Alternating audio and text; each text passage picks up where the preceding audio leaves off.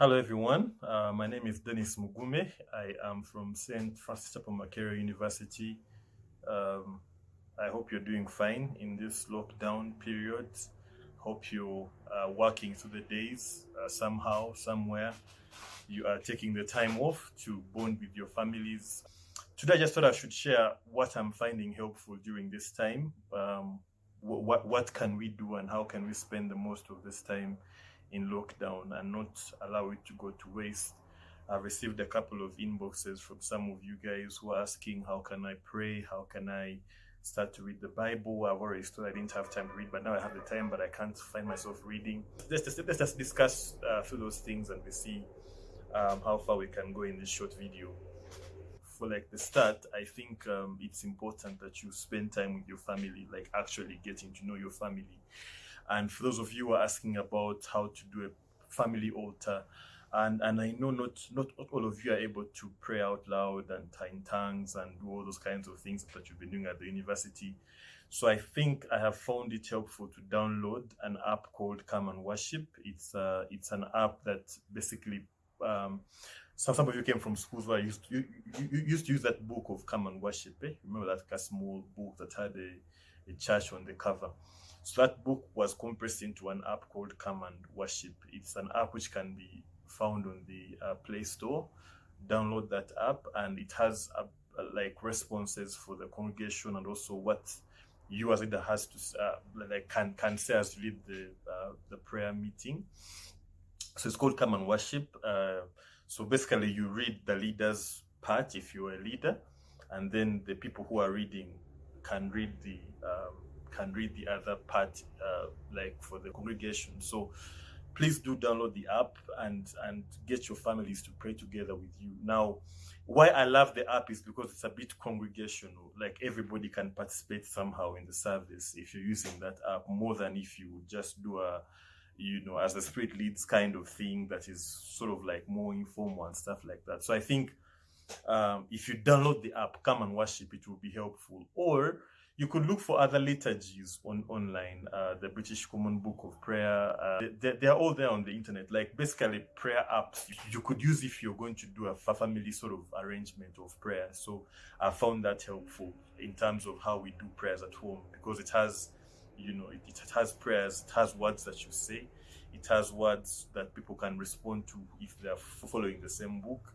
It has a place for a sermon, it has a place for of course, in the place of a sermon, you have to share. I'm not sure it gives you a full sermon, but you've got to share as a leader. If you're saying to do that. Next thing I would say is that you might need to spend some time in doing a good workout for your body as you pray. It's easy during this time to just sit behind and watch movies and basically take it as a holiday, but it's not, you see. So you have to go out the house and work out. There are some apps, I think, online for that. Philetics is a good one. I'm using that. Basically, an app which can help you stay in shape. Go outside, do some push-ups and run around, and download some workout apps and try and work out, exercise the body. If you don't exercise the body, you might get into a depression. You leads some sort of hormonal imbalance and stuff, and you end up being depressed and all. So please do work out, go out and do some exercises. Take a bike and ride to the nearest town, trading center and come back or something. Yeah, right. So I've mentioned family Bible study and prayer together, using the Come and Worship app. And then I've mentioned workout apps. Those ones are very many on the internet. I can't even mention them. Just type working out from home and they will come up. Then I wanted to share about Bible study. Some of you have been saying Bible study is really, really hard for me. I don't know where I'm at. I don't know where to start from. So Bible study, I would say, first of all, pray for the desire to do Bible study. Do not be in the habit of opening up a text and you read that one, another one, read that one. No, I'm saying be in the habit of getting one book of the Bible. For instance, the book of Luke, the Gospel of Luke. pray and ask God to give you wisdom. Pray and ask God to give you guidance, because ultimately this is His word, and we study it with that in mind, that this is the word of God. We do not sort of have the right to apply our own theories to the word of God, our own context to the word of God. So that's the first thing. Pray and ask for God's wisdom. Pray and ask for God's guidance. That God, I really need to understand your word in this time. What are you saying to me today? What are you saying to me in this lockdown period? Father, help me understand. And I'm sure God will give you the grace to. Secondly, have a routine. Don't just be random about the Bible study. Like, either wake up early in the morning or spend some time before you go to bed at night and study and get the Bible and study the Bible. Then commentaries. Commentaries are materials we use to help us understand the background to any text, the background to the book. Like, why did Luke write this gospel? When does he write the gospel? What was his audience? What's the main purpose of Luke writing? So all that stuff is found in commentaries, and I could share links for those of you who will inbox me on my numbers. But the idea is you want to be sure that you are reading the text for what it actually says, not for what you are assuming it is saying. So commentaries help us put everything back into perspective.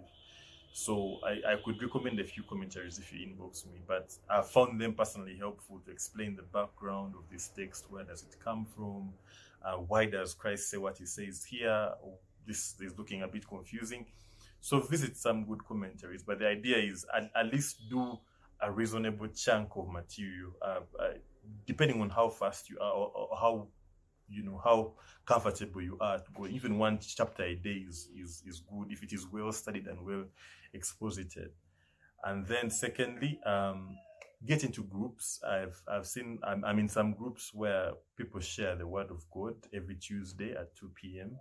or at 4 p.m. or like on basically Tuesday from 2 p.m. to about 6. There are people always sharing the Bible. It's not nice to read the Bible on your own, because everybody is a victim of subjectivism. And that means that we understand the text in our own way. And yet the idea is, if we did it as a group, we could help iron out those like issues where somebody could misunderstand the text, but with the help of the community around you online, you could be helped. So please do read the Bible with others. It would be nice to read with others, so that if you miss something, they help you. If they miss something, you could as well help them. Next, as I finish, is the idea of learning. Learning does not stop. Learning should not stop in this lockdown. In fact, this lockdown can be used as an opportunity to learn things online. And I have found, in particular, iTunes U very helpful. iTunes U is an app on the Apple Store.